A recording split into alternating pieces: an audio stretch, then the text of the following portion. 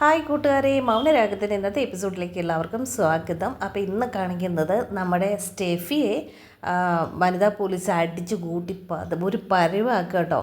അപ്പം പിന്നെ S I അങ്ങ് ചെല്ലുവാണ്. അപ്പോൾ പറയുകയാണ്, പിന്നെ സാറേ ഞങ്ങളെയൊക്കെ വെറുതെ തല്ലിയേക്കരുത്, അങ്ങ് കൊന്നു കളഞ്ഞേക്കണം എന്ന് പറയുമ്പോൾ പറയാം, എടി അവൻ ഇനി ഇല്ലടി, അവൻ തീർന്നു, അവൻ കാട് കയറിപ്പോയി. അപ്പം സ്റ്റെഫി പറയും, എൻ്റെ ഗെങ് അങ്ങനെ കാട് കയറിയൊന്നും പോകത്തില്ല എന്ന് പറയുമ്പം അവൻ മത്സരിച്ചത് ചുണക്കുട്ടിയോടാണ്, കിരണിനോട്. ഞങ്ങൾക്ക് പോലും അവനോട് ബഹുമാനമാണ്, അതുകൊണ്ട് ഉറപ്പായിട്ട് അവൻ തീർന്നിട്ടുണ്ട്, മൃഗങ്ങൾ തീർന്നിട്ടുണ്ടാവും ഗംഗെ എന്ന് പോലീസുകാരൻ പറയുവാണ്.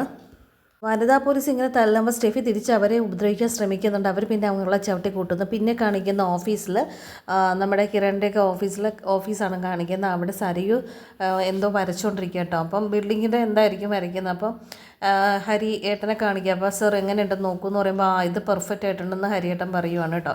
അപ്പോൾ ഹരിയേട്ടൻ പറയുകയാണ്, സരയിൻ്റെ വർക്ക് നല്ലതായതുകൊണ്ട് ഹിരൺ സാറ് സാലറിയിൽ അടുത്ത മാസം മുതൽ വേരിയേഷൻ വരുത്തുന്നുണ്ട് എന്ന് പറഞ്ഞപ്പോൾ സരയു പറയുക, ഇപ്പം തന്നെ എനിക്ക് നന്നായിട്ട് സാലറി തരുന്നുണ്ട്, ഇനി കൂട്ടേണ്ട കാര്യം എന്നുള്ള കുറച്ച് കാലത്തേക്കെന്ന് പറയുക.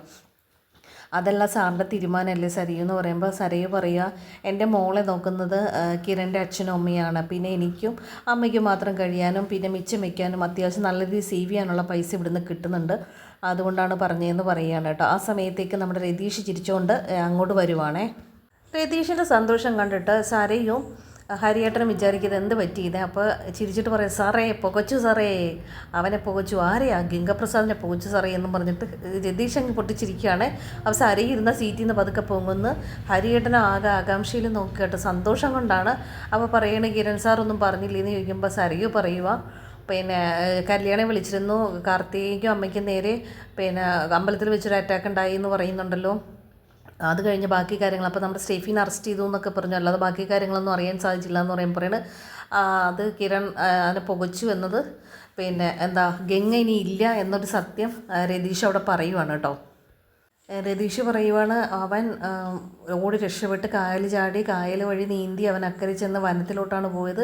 അവനേക്കാൾ മുമ്പ് കിരൺ സാർ അവിടെ എത്തിയിരുന്നു, അതുകൊണ്ട് അവനെ ഇടിച്ച് പഞ്ചറാക്കി കൊക്കയിൽ എറിഞ്ഞു എന്ന് പറയുമ്പോൾ സരയു പറയാമോ, ഭാഗ്യം എന്തായാലും രക്ഷപ്പെട്ടു, പിന്നെ അവൻ ഇനി ഉണ്ടായിരുന്നെങ്കിൽ നമുക്ക് വേണ്ടപ്പെട്ട കുറേ പേരെ കൂടി അവൻ ഇല്ലാതാക്കിയതിനായിരുന്നു എന്ന് പറയുവാണ് കേട്ടോ ചെയ്യുന്നത്. ഏട്ടൻ പറയുവാണേ, പിന്നെ കിരൺ സാർ ആ സമയത്ത് അമ്പലത്തിൽ എത്തിയത് കൊണ്ട് രക്ഷപ്പെട്ടതാണ്, അല്ലെങ്കിൽ കാർത്തി ആർക്കെങ്കിലും എന്തെങ്കിലും സംഭവിക്കാമെന്ന് പറയുമ്പോൾ പിന്നെ രതീഷ് പറയും, എനിക്കത് കാണാൻ സാധിച്ചില്ല എന്നത് ഒരു വിഷമമായിട്ട് രതീഷ് പറയുന്നുണ്ട്. അപ്പോൾ സരയു പറയണേ, പിന്നെ സ്വാമിമാരുടെ വേഷത്തിൽ, സ്വാമിയല്ല ശരിക്കും പഴനി പോകുന്ന ആൾക്കാരുടെ വേഷത്തിൽ ആദ്യം ഇവർ എത്തിയിരുന്നു വീട്ടിൽ, പിന്നെ പോലീസിന് മുമ്പിൽ കൂടിയാണ് ഇവർ പല വേഷങ്ങൾ മാറി ഇങ്ങനെ നടന്നുകൊണ്ടിരുന്നത്. ഇപ്പോൾ അയ്യപ്പ സീസൺ ആയതുകൊണ്ട് അയ്യപ്പൻ്റെ വേഷത്തിലാണ്, അയ്യപ്പസ്വാമിയുടെ വേഷത്തിൽ അവിടെ എത്തിയിരുന്നു. പക്ഷേ അയ്യപ്പനോട് കളിച്ചവർക്കൊക്കെ പണി കിട്ടിയിട്ടല്ലേ ഉള്ളൂ എന്നൊക്കെ ഹരിയേട്ടനും രതീഷും കൂടിയൊക്കെ പറയുക കേട്ടോ. അവർക്ക് ശരിക്കും ഭയങ്കര സന്തോഷമായേ.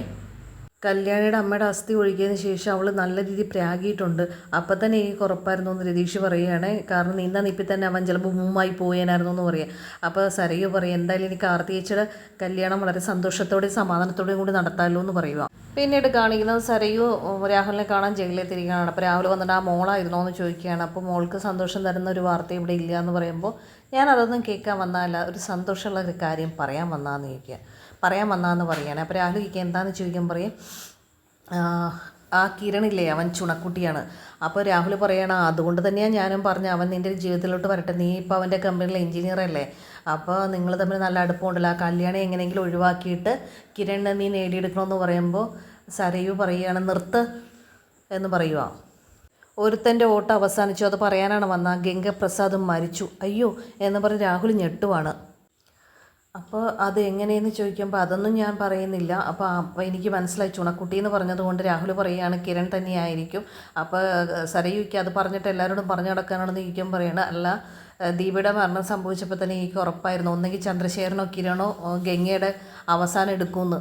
സരയു പറയും, ഇവിടെ അകത്തൊരുത്തനുണ്ടല്ലോ, അവനെ എന്തെങ്കിലും ചെയ്യാൻ നിങ്ങൾക്ക് സാധിച്ചോ, നിങ്ങൾക്കൊരിക്കലും സാധിക്കില്ല, അതിനുള്ള അവസരം കാത്തിരിക്കുക മോളെ എന്ന് പറയുമ്പോൾ അവൾ പറയണേ, അതെ പണിയായുധമൊക്കെ കയ്യിലുണ്ടല്ലോ, പണിയെടുത്ത് പുറത്ത് നിൽക്കുമ്പോൾ അത് വെച്ച് എന്തെങ്കിലും ചെയ്യാൻ പറ്റിയിട്ടില്ലേ, നിങ്ങളെ കൊണ്ട് ഒന്നിനും സാധിക്കില്ല, നിങ്ങളിങ്ങനെ ചുമ്മാ പറയുകളെന്നൊക്കെ പറഞ്ഞ് ശരിക്കും രാഹുലിനെ അവൾ കളിയാക്കുവാണ് ചെയ്യുന്നത്.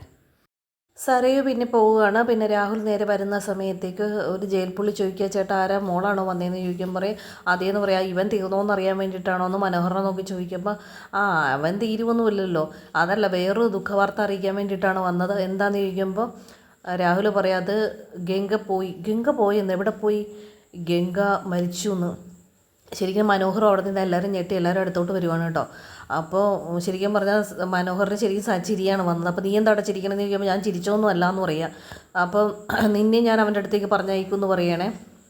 അപ്പോൾ മനോഹർ പറയണ അതെ, കിരണിൻ്റെ അച്ഛൻ്റെ ശക്തി എത്രയാണെന്ന് ഞാനും അറിഞ്ഞതാണ്, അതുകൊണ്ട് അവരുടെ അടുത്ത് മുട്ടാൻ ചെന്ന് കഴിഞ്ഞാൽ ഉറപ്പായിട്ടും അന്ത്യം ഉണ്ടാവും എന്ന് പറയുകയാണ് മനോഹർ.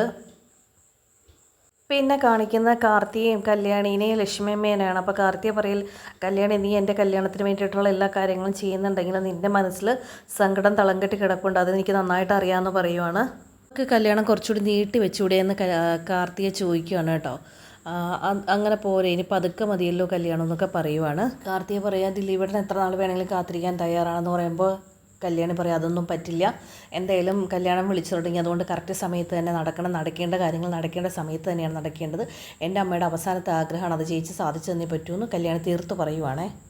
ചേച്ചി ഒന്നും അറിയണ്ട, ഞാനും കിരണേറ്റം വേണ്ട കാര്യങ്ങളെല്ലാം ചെയ്തോളാം, ചേച്ചി ഒരുങ്ങി കതിർ മണ്ഡപത്തിലേക്ക് ഇറങ്ങിയാൽ മാത്രം മതിയെന്ന് പറയുവാണേ. പിന്നെ കാണിക്കാൻ ദിലീപിൻ്റെ അച്ഛനും അമ്മയാണ്. അപ്പോൾ ദിലീപിൻ്റെ അച്ഛൻ പറയും ഈ കല്യാണം വിളി എന്ന് പറയുന്ന ഒരു സംഭവം എത്ര വിളിച്ചാലും തിരിയില്ല. അപ്പോൾ ദിലീപ് താഴേന്ന് മുകളിലോട്ട് കയറി വന്നിട്ട് പറയും അച്ഛൻ ഒരു സന്തോഷ വാർത്തയുണ്ട്, ഇപ്പോൾ കാർത്തിയെ വിളിച്ചിരുന്നു, ആ ഗംഗപ്രസാദ് മരിച്ചു എന്നാണ് പറഞ്ഞത്. എങ്ങനെ മരിച്ചു എന്നൊക്കെ ചോദിച്ചാൽ അച്ഛനും അമ്മയ്ക്ക് ഭയങ്കര സന്തോഷമാണ്. അപ്പോൾ എങ്ങനെ മരിച്ചു എന്താണെന്നൊന്നും പറഞ്ഞില്ല, അത് ഫോണിൽ കൂടി പറഞ്ഞില്ല, നേരിട്ട് അതിനെപ്പറ്റി സംസാരിക്കാമെന്നാണ് പറഞ്ഞ് കിരൺ കൈകാര്യം ചെയ്തു എന്ന് മാത്രമേ പറഞ്ഞുള്ളൂ. എന്തായാലും സമാധാനമായി എന്ന് പറഞ്ഞ് അമ്മ പറയുവാണേ. എനിക്ക് കല്യാണം വിളിക്കാൻ ഓരോ വീടുകളിൽ പോകുമ്പോഴും സമാധാനക്കേടായിരുന്നു.